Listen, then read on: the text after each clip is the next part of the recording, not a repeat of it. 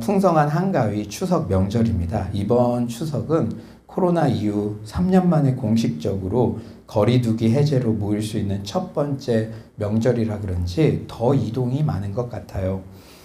그런데 이 명절에 친지들이 다 모이면 가족들 다들 제각각 개성이 있죠. 할 말은 많은데 하지 않는다. 각각의 가족들마다 어쩜 그리 개성들이 있으신지. 그런데 우리 부모님들 그 사실 아시나요? 자녀 세대들이 대놓고 말은 안 하지만 마음속으로 삼촌들이나 어르신들 각각 점수가 다 매겨져 있습니다. 특히 가족들 중에 존경받고 인기 많은 어른이 꼭 있기 마련이에요. 저는 서울로의 모든 성도님들은 가족 친지들에게도 모두 사랑받고 존경받는 관계의 달인들이신 줄 믿습니다.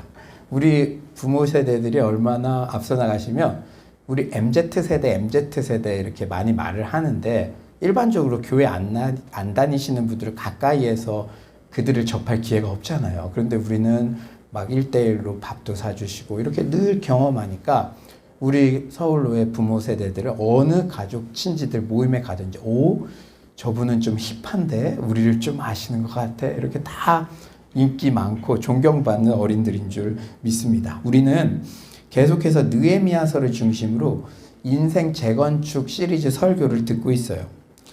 관계 재건축이라는 주제는 지난주에 이어서 한 주 더 다루고자 합니다. 그만큼 관계가 중요하기 때문이죠. 지난주는 이 팔로워로서 권위자, 탑 리더를 어떻게 대할 것인가에 초점을 맞추었다면 이번 주는 반대예요. 리더로서 팔로워들에게 존경받으려면 어떤 태도를 지녀야 하는가라는 주제입니다.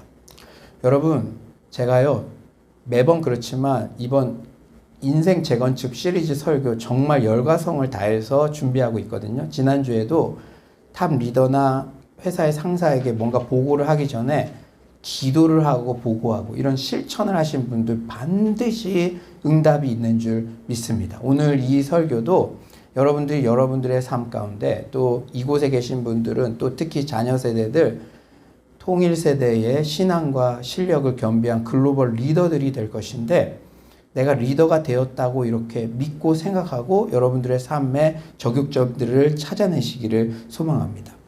사랑하는 여러분, 친구 셋이 모이면 반드시 스승이 있다라는 말이 있듯이 우리는 이미 크고 작은 리더의 역할을 감당하고 있습니다. 사랑방 목자의 역할, 팀별 과제 조장의 역할, 그리고 부모 역할. 부모는 훌륭한 리더죠. 특히 우리 크리스천들은 예수님을 믿는 순간 이미 영적 리더의 역할이 부여되어요. 베드로전서 2장 9절 상반절은 말씀하시죠. 그러나 너희는 택하신 족속이요 왕같은 제사장들이요 거룩한 나라요 그의 소유가 된 백성이니. 왕같은 제사장들이라는 거예요. 우리가 예수를 믿고 나서 영적으로 왕같은 제사장으로서의 영적 리더의 역할. 여러분 혹시 여러분 가족 중에 여러분 한 명만 예수 믿는 가족 있죠? 그 안에 하나님이 보시는 관점은 여러분들 각자가 영적인 제사장, 왕 같은 제사장의 역할을 그 가정 가운데 지금 이미 하고 있다는 거예요. 그렇다면 우리가 존경받는 리더가 되려면 어떤 태도를 지녀야 할까요? 우리 부모 세대들은 우리 아이들에게 내가 존경받는 영적 어미가 되려면, 아비가 되려면 어떻게 행해야 될까? 오늘 본문의 느헤미야가 참으로 훌륭한 모델이 됩니다. 첫째로 리더는 신중해야 됩니다. 어떻게 돼야 된다고요? 신중해야 됩니다. 특히 언어 생활에 있어서 신중해야 합니다. 어떤 생활? 언어 생활. 모든 일에 기도보다 앞서서는 안 됩니다. 우리 11절 온라인으로 들으시는 분들도 한번 다 함께 크게 읽어볼까요? 11절입니다. 시작. 내가 예루살렘에 이르러 머무른 지 사흘 만에. 여러분 지난주에 이 느헤미야 스토리 잘 들으셨죠? 느헤미야는 여러 가지 우여곡절 끝에 드디어 그렇게도 바라던 예루살렘에 다시 오게 되었어요.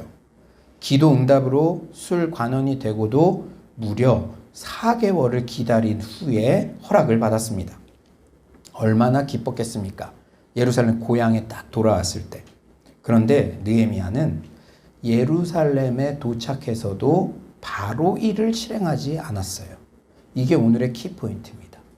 두문불출했다가 3일이 지나서야 활동을 개시합니다.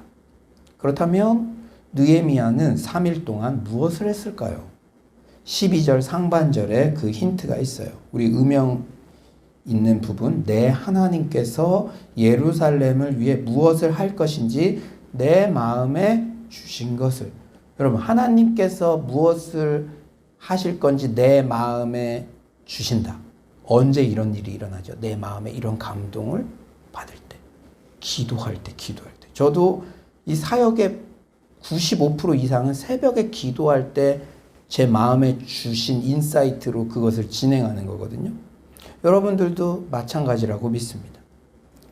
여러분, 그렇다면 느헤미야는 예루살렘에 와서 3일 동안 밖도 나가지 않고, 여러분들이 그토록 바라던 고향에 왔고 이제 내 사명을 직접적으로 행할 수 있는데 3일 동안 그냥 있는 거, 이거 쉽지 않습니다. 예전에 갔던 음식점도 찾아가 보고 싶고 친구도 만나고 싶고 어떤지. 그러나 그는 3일 동안 뭘 했다는 거예요?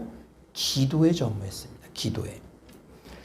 지금까지 느헤미야는 기도하면서 하나님으로부터 받은 마음들을 예루살렘 현장에서 다시 하나님께 기도로 확인받고 검증하는 시간을 가졌던 것이죠. 여러분, 첫 시간, 인생 재건축을 위해선 기도 재건축이 이루어져야 한다. 이것은 느헤미야 전체에 흐르는 주제예요. 그렇기 때문에 우리가 목요일만이라도 특세하자. 우리 새벽 기도 다시 재건축하자. 그런 마음으로 우리가 온라인으로도 얼마나 많은 분들이 동참해서 온라인상에서도 제가 마지막 기도를 하는데 기도가 10분, 15분 동안 계속 지속되더라고요. 저는 이번 주에는 중국에서는 몇 명의 성도들이 동참할지 모르겠으나 기대가 돼요. 그분들과 함께 기도할 때 하나님께서 기도의 재건축이 이루어질 때 인생 재건축이 이루어질 줄 믿습니다. 느헤미야는 모든 일을 진행할 때 결코 기도보다 앞서지 않았어요. 리더의 신중한 면모가 돋보이죠. 예루살렘으로 출발할 때도, 예루살렘에 오는 도중에도, 예루살렘에 도착해서도 그는 항상 기도했습니다. 그리고 키포인트, 느헤미야는 하나님께는 입을 열었지만 사람들에게는 입을 다물었어요. 말이 앞서지 않았다는 거죠. 12절 상반절, 우리 음영이 있는 부분들, 우리 노란색 음영, 우리 다 같이 한번 읽어봅시다. 시작. 내 하나님께서 예루살렘을 위해 무엇을 할 것인지 내 마음에 주신 것을 내가 아무에게도 말하지 아니하고. 내가 아무에게도 말하지 아니하고. 느헤미야는 하나님의 인도 아래 이미 계획을 세웠지만 눈으로 직접 현장을 확인하고 실행하기까지 섣불리 자신의 계획을 발설하지 않았습니다. 왜냐하면 예루살렘 백성 중 일부는 이웃 나라들과 접촉하여 비밀 정보를 빼돌렸기 때문이죠. 느헤미야는 이렇듯 적의 상황과 백성들의 상황을 잘 알고 있었고요. 무엇보다 말에 신중한 리더였습니다. 백성들이 있어도 그 고급 정보를 발설하는 자들이 있기 때문에 본인이 실행하기 전에 그 얘기를 하면 이미 백성들에게 그것이 발설되니까 신중하게 눈으로 다 확인하고 실제 행하기 전까지는 말을 안 한 것이죠. 우리 교회에는 좋은 신앙의 DNA가 있습니다. 무엇입니까? 문제가 생겼을 때 침묵하며 기도합시다. 그런데 목양을 하면 할수록 깨닫는 것은 문제가 있을 때뿐 아니라 좋은 일에도 가슴 벅찬 새로운 일을 시작할 때도 일단은 침묵하며 기도하는 것이 금상첨화라는 사실입니다. 하나님께서 여리고성 함락 작전으로 입 다물고 성을 돌라고 명령하신 것도 다 이유가 있어요. 여러분들도 많이 경험했을 텐데요. 여러분들이 무슨 양육을 내가 받겠다 막 이렇게 하면 그냥 마음으로 생각하고 신청하고 받으면 되는 거지, 그걸 가족에게 묻거나 누군가에게 이렇게 하면은 좋은 일은 반드시 힘듭니다. 뭐 옆 사람의 말을 듣고 이러다 보면 부정적인 그 말들이 내 선한 의지들을 끌어내리는 경우들을 우리가 많이 목격하게 돼요. 사랑하는 여러분, 여리고성을 돌 때도 이스라엘 백성들이 자기 말을 다 했다고 한번 생각해 보세요. 이게 말이 되냐? 어떻게 성을 돈다고 성이 무너지냐? 괜히 공격 한번 못 해보고 적들에게 몰살 당하는 것 아니야? 각종 부정적인 말이 난무하여 아마 7일 동안 완주하지도 못하고 중간에 내부 분열로 끝났을 거예요. 사랑하는 여러분, 조직에서 리더는 말의 영향력이 매우 큽니다. 정치권에서도 여야의 리더들이 정죄되지 않은 분노의 말, 가벼운 말, 저속한 말 등으로 곤욕을 치르는 경우들을 적지 않게 우리는 목격할 수 있습니다. 잠언 13장 3절에서도요. 신중한 언어 생활의 중요성을 강조합니다. 우리 다 같이 한번 읽어볼까요? 시작. 입을 지키는 자는 자기의 생명을 보존하나 입술을 크게 벌리는 자에게는 멸망이 오느니라. 입술을 크게 벌리는 자는 경솔하고 수다스럽다는 것을 보여줘요. 여러분, 벌리는 이라는 단어는 잠언 외에 에스겔 16장 25절에 딱 한 번 나오는데 다리를 벌려 음행한 음녀에게 사용됩니다. 이 단어가 입술과 함께 사용될 경우 이 표현은 입술을 크게 벌려 악한 말을 거침없이 퍼붓거나 음란하고 외설적인 말을 부분별하게 쏟아낸다는 그런 뜻이 되어요. 인생은 말대로 됩니다. 경솔하고 수다스럽고 음란한 말을 일삼는 자는 그 말 때문에 망합니다. 그러므로 시편 기자는 시편 141편 3절에서 이렇게 기도하죠. 여호와여, 내 입에 파수꾼을 세우시고 내 입술의 문을 지키소서. 외경 중 하나인 시라크서 28장 25절에서도 너는 말할 때 경중을 가려서 하며 내 입에 문을 달고 자물쇠를 잠가라 라고 전합니다. 야고보서 3장 2절은 온전한 사람, 리더의 품격을 가진 자의 자질을 이야기하는데요. 바로 3장 2절 우리 다 같이 한번 읽어볼까요? 시작. 우리가 다 실수가 많으니 만일 말에 실수가 없는 자라면 곧 온전한 사람이라 능히 온 몸도 굴레 씌우리라. 사랑하는 여러분, 품격 있는 리더가 되기를 원하십니까? 온전한 사람, 존경받는 리더는 바로 말에 실수가 없는 자라는 사실을 명심하시기 바랍니다. 두 번째로 리더는 양떼의 현장 상황을 부지런히 살펴야 합니다. 리더의 솔루션이 현장의 상황과 괴리되어서는 안 되죠. 우리 13에서 15절 한번 다 같이 한번 읽어봅시다. 시작.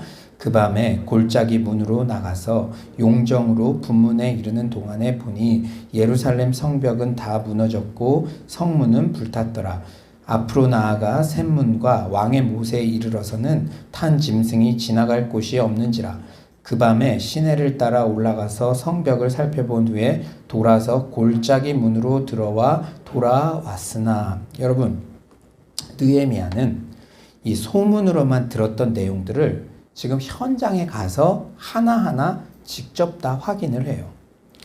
느헤미야의 이 정확한 경로는 논란이 되고 있지만 느헤미야는 대체로 성의 서쪽에서 출발하여 폐허가 된 문을 통해 남쪽과 동쪽으로 이동했을 것입니다.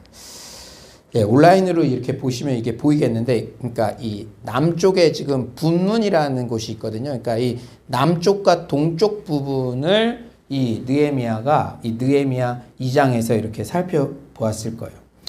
이 분문을 지나갔다 이렇게 오늘 성경에 이렇게 쓰여 있죠. 근데 분문은요, 이 다윗성 최남단에 있습니다. 여러분, 이 분이라는 게 뭘까요? 분뇨. 그래서 똥문이라고도 불려요. 그러니까 이 분문은 흰놈의 골짜기랑 통합니다. 그러니까 당시에는 막 지금처럼 정화조나 뭐 이런 게 막 발달돼 있지 않으니까 이 골짜기랑 통하는 최남단의 문. 그래서 이 문을 통해서 폐물, 쓰레기, 똥 등을 다 내다 버리는 거예요. 느헤미야는 이 성벽 주위를 전부 일주한 것이 아니라 남쪽 지역을 살펴보았습니다. 왜냐? 북쪽은 바벨론 군대의 공격을 받은 방향이었기 때문에 북쪽 성벽은 완전히 파괴되었기 때문이죠. 그리고 14절에 이런 내용이 나오는데요. 짐승이 지나갈 곳이 없는지라. 지금 느헤미야는 고급 관리로서 짐승을 타고 시찰을 하고 있었죠. 그런데 지금 거기 무너지고 막 이래서 좁아서 짐승이 지나갈 곳이 없어요. 그러면 느헤미야가 어떻겠습니까? 아, 저긴 험한 곳이니까 여긴 가지 말자 그랬겠습니까? 아니에요. 짐승이 지나갈 곳이 없으니까 느헤미야는 어쩔 수 없이 타고 있던 말에서 내려 돌무대기 위로 조심조심 걸어가고 직접 현장을 다 확인했습니다. 이렇듯 느헤미야는 고급 관리라고 책상에서 지시만 하고 편하게만 다니고 험난한 곳은 피한 게 아니라 현장에 가서 직접 두 눈으로 보고 귀로 듣고 손으로 만지고 세심하게 살폈습니다. 이렇듯 리더가 탁상 공론하지 않고 직접 현장을 챙길 때 그 조직은 생기가 돌고 리더는 신임을 얻게 되는 것이죠. 저희 서울역 교회는 좋은 추석 전통이 있는 것 같아요. 그냥 계획해서 세운 건 아닌데 이제 전통으로 자리 잡는 것 같습니다. 그거는 추석 명절에 고향에 내려가지 않은 학생들과 시간을 함께 하는 것이죠. 사실 명절 때 되면은 옆구리가 더 시린 법이잖아요. 그래서 그냥 기도하면서 그런 감동을 주셔서 몇 년 전부터 그렇게 했는데 그게 전통같이 된 것 같아요. 이번 주 금요일에도 우리가 저녁도 같이 먹고 또 미사, 저 공원 산책도 하고 또 그 친구들이 중심이 되어서 금요철야도 예배팀으로 열심히 섬기고 또 아이들한테 설문조사를 하니까 추석 때는 뭐 하고 싶냐? 그러니까 영화 보고 싶다 그래서 서프라이즈로 심야 영화도 예매해서 같이 가서 같이 정말 추석 때 밥 같이 먹고 영화 같이 보고 또 하루를 같이 보냈잖아요. 이게 진짜 가족 아닙니까? 제가 그런데 그 아이들과 함께 하는 시간이 많아질수록 이 MZ 세대들, 이 아이들이 어떤 것을 생각하고 어떤 것을 원하는지 그것을 알게 된다는 것이죠.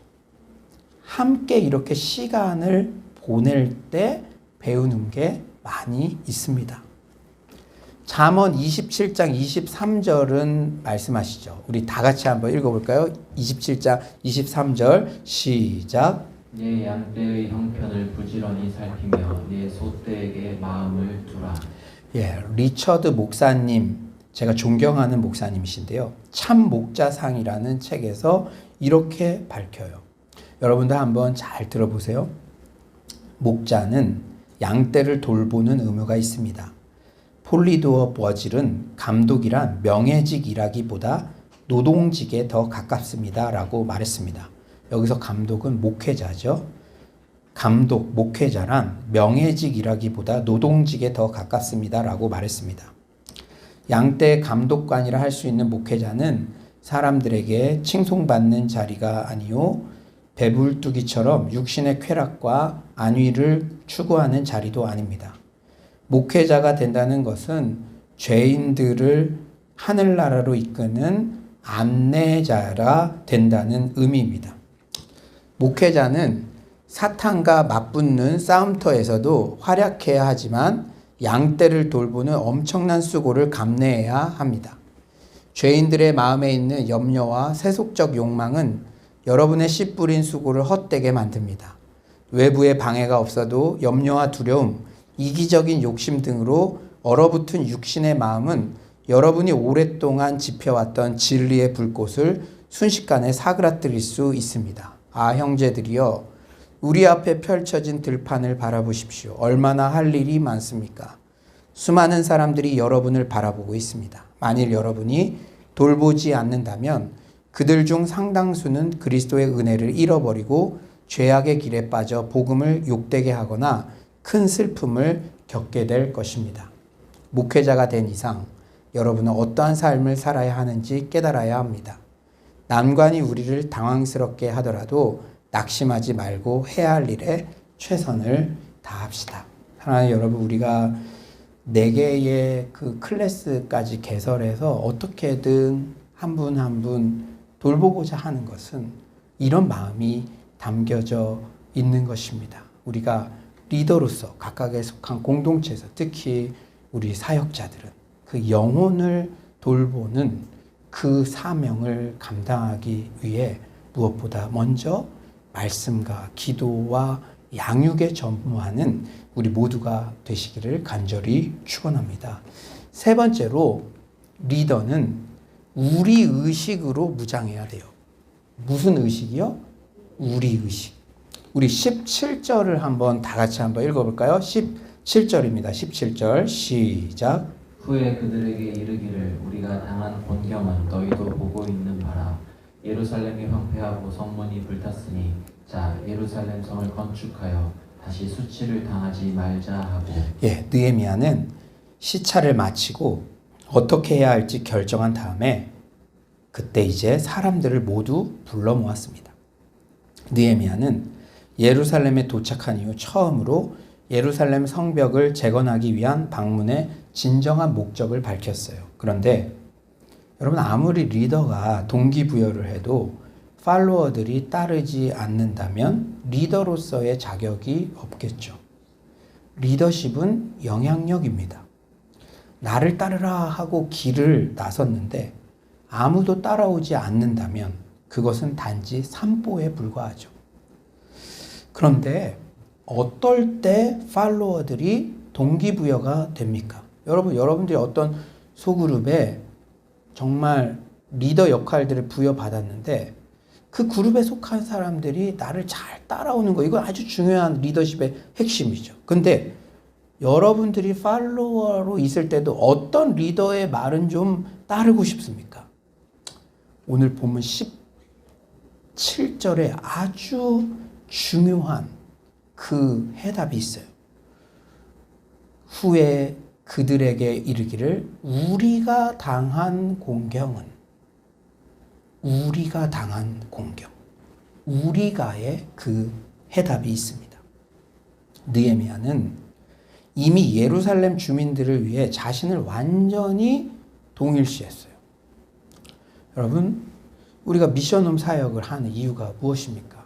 서울에 부임했는데 청년 대학생들, 이 땅에, 서울 땅에 유학 온 청년 대학생들, 내 자식도 아닌데 그들의 어려움이 우리의 어려움으로, 내 어려움으로 동일시 되었기에 우리 성도님들도 매주마다 집밥을 해오시고, 지금도 제가 너무 다른 교회 가서 자랑하는 게 우리 성도님들이 수련회 때 1:1 그거 뽑았다고 밥도 사주시고 격려도 해주시고, 사랑하는 여러분, 여기에 핵심이 있는 줄 믿습니다.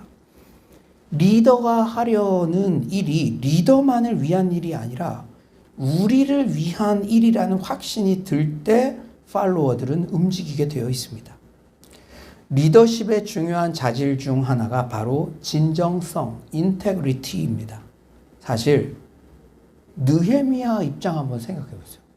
느헤미야는 이 페르시아 제국에서 성벽 재건하지 않고 페르시아 제국 오히려 고위 관리로 있었으면 등 따숩고 편하게 살 수 있었습니다.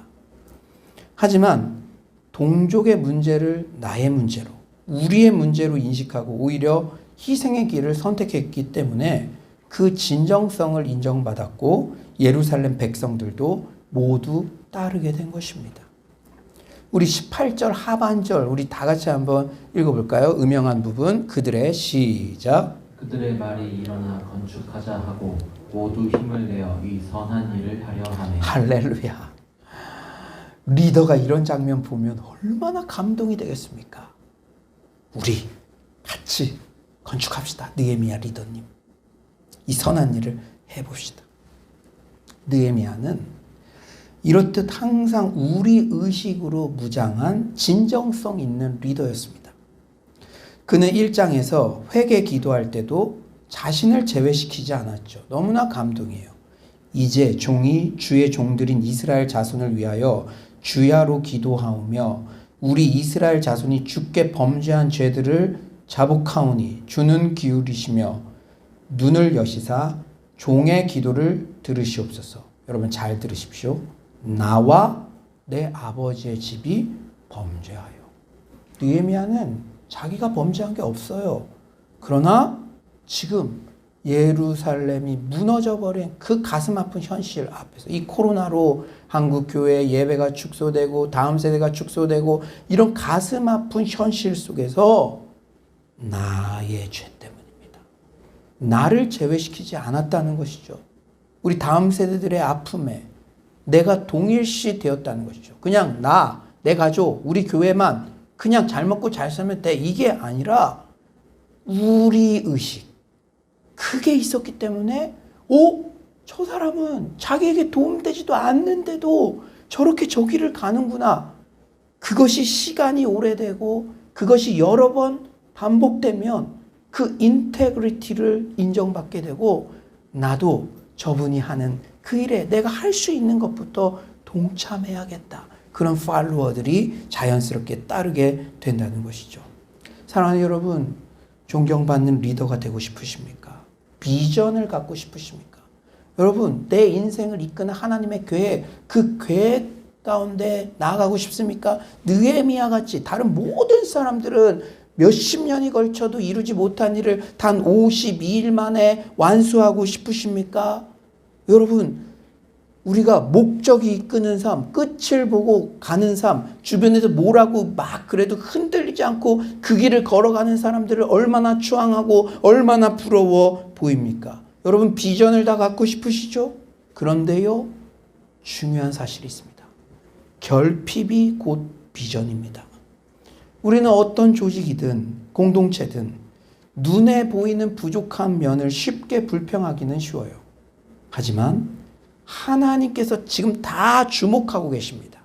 하나님께서는 사람을 통해 일하시기 때문에 이때 내가 손을 잡고 일할 그 리더감들을 찾고 계시는데 하나님께서 주목하시는 리더감은 그 결핍의 원인에서 자신을 무책임하게 제외시키지 않고 오히려 결핍을 자신의 사명으로 느끼고 우리 의식으로 무장하여 문제를 해결해 나가는 자인 줄 믿습니다. 저는 우리 서울로 교회에 이런 분들과 동역하는 게 참 행복이에요. 우리 교회가 장소를 쉐어해서 쓰니까 24시간 기도실 이런 게 없잖아요. 자칫하면 기도가 약화될 수 있으니까 주일 중보 기도팀으로 자신을 헌신하여 이름도 없이 빛도 없이 드러나지도 않지만 그 일들을 감당하시는 분. 전도를 통해서 새로운 영혼들을 주일날마다 챙기시는 분. 또 교회에 부족한 물품들이 있으면 왼손이 하는 일을 오른손이 모르게 그렇게 헌물을 하시는 분들. 결핍을 비전으로 알고 내 책임으로 알고 그 일을 향해서 가는 자를 하나님께서 축복하시고 그 자자손손 믿음의 명문 가문 그 부모님이 그렇게 하시는 것들을 보고 그 자녀들도 그렇게 따라하며 하나님께 귀하게 쓰임받는 그런 하나님의 사람들로 사용될 줄 믿습니다. 사랑하는 여러분, 우리가 결핍을 사명으로 알고 우리 의식으로 무장해서 그것을 내가 할 수 있는 것부터 해결해 나갈 때 그 리더는 진정성을 인정받게 되고 점점 더 영향력이 확장되는 핵심 리더십으로 성장하게 되는 줄 믿습니다. 이제 말씀을 정리하겠어요. 어떻게 존경받는 리더가 될 것인가? 매번 설교가 그렇지만 오늘 설교는 특히 어느 때보다도 제 스스로를 먼저 점검하고 적용하게 되었습니다. 매사에 기도보다 앞서지 않는 말에 신중한 리더, 양떼의 상황을 부지런히 살피는 현장형 리더, 우리 의식으로 무장한 리더. 주여, 제가 그런 리더가 되게 하소서. 그런데 리더의 자격을 한참 되뇌이다 보니 오버랩되어 떠오르는 분이 계십니다. 맞습니다. 바로 예수 그리스도시죠. 예수님은 전지전능한 분이신데도 항상 습관을 좇아 기도하셨습니다. 예수님은 기도하지 않으셔도 능력이 있으신데 항상 성부 하나님께 의견을 물으시고 습관을 좇아 사역을 하시기 전에 항상 먼저 기도하셨습니다. 가늠하다 현장에 잡혀온 여인을 살려야 하나 죽여야 하나라는 공격자들의 아주 불편하고 아주 악의적 질문에도 흥분하지 않으시고 서두르지 않으시고 침묵하며 오히려 땅에 글을 쓰셨습니다. 신중한 언어 생활의 모범이 되셨죠. 그리고 죄 없는 자가 돌로 쳐라라는 한마디 신중한 정제된 말로 모든 소요를 잠재우셨습니다. 또한 예수님은 본질상 하나님의 동체이신데도 시간을 뚫고 우리 가운데 오셨습니다. 우리네 인생들의 욕지거리 가득하고 냄새나고 불법이 난무하는 그런 삶 속에 직접 오셔서 우리의 모든 고통을 함께 나누어 가지셨습니다. 철저히 현장 중심형 리더셨죠. 마지막으로 예수님께서는 나를 영원한 죽음 멸망으로 몰고 가는 그 지긋지긋하고 무시무시한 나의 죄 문제를 예수님 자신의 문제로 사명으로 수용하셔서 십자가에 대신 죽으심으로 세상 죄를 지고 가는 어린 양이 되셨습니다. 예수님은 철저히 우리 의식으로 무장한 참된 스승이자 리더셨습니다. 우리가 존경받는 참된 리더이신 예수님을 계속 묵상하고 생각하고 따라갈 때 우리 또한 근사한 영적 리더로 성장하게 될 줄 믿습니다. 사랑하는 여러분, 모든 좋은 것은 예수님께로부터 나옵니다. 제가 늘 강조하듯이 의무를 넘어 기쁨으로. 여러분 오늘도 바람직한 리더상 1번, 2번, 3번 뭔가 숙제처럼 그거는 이루기 어려운 거예요. 그러나 여러분이 말할 때도 생각할 때도 예수님 생각, 예수님 묵상, 왼손을 잡으면서 24시간 어떻게 해도 예수님과 동행하려고 그렇게 나아갈 때 예수님 같은 리더로 근사하게 성장해간 여러분들을 보게 될 줄 믿습니다. 우리 모두 예수님과 항상 동행함으로 말에 신중한 리더, 현장 중심형 리더, 우리 의식으로 무정한 그런 예수님 닮은 근사한 리더 모두 되시기를 간절히 축원합니다.